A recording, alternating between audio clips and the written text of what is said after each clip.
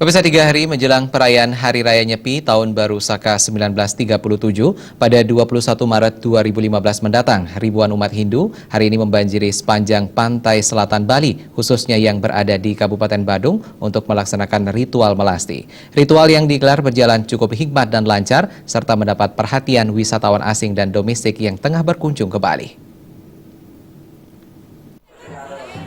Sepanjang pantai di selatan Bali, khususnya yang berada di Kabupaten Badung, mulai dari Pantai Canggu, Munggu, hingga Pantai Sese, sejak pagi hari dibanjiri ribuan umat yang melaksanakan ritual melasti.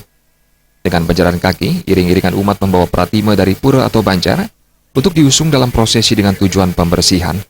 Selain menyucikan pratima, ritual melasti juga bermakna menyucikan dua hal, yakni Buana Agung atau alam semesta dan Buana Alih atau jiwa raga manusia. Pelaksanaan melasti tidak hanya berlangsung di pantai, tapi juga diadakan di danau maupun sumber air yang disucikan. Jadi menjelang Hari Raya Nyepi, Tahun Saka, kita ya umat Hindu secara khusus pasti melakukan penyepian nanti. Sebelum itu ya kita mensucikan. Jadi Ido Betara, jadi kita iring ke Segara, disucikan.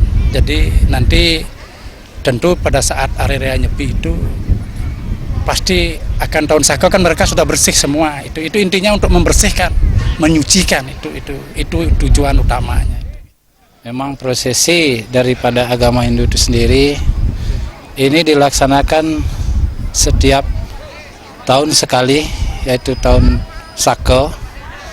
Jadi ini merupakan warisan daripada para leluhur kita untuk merayakan upacara melasti. Sudah barang tentu yang namanya periangan, jadi yang diwujudkan dalam bentuk pratimo itu disucikan di hari suci ini, yaitu hari melasti ini, begitu. Sebagai suatu prosesi upacara yang unik, upacara melasti juga menarik perhatian wisatawan yang berkunjung ke Bali.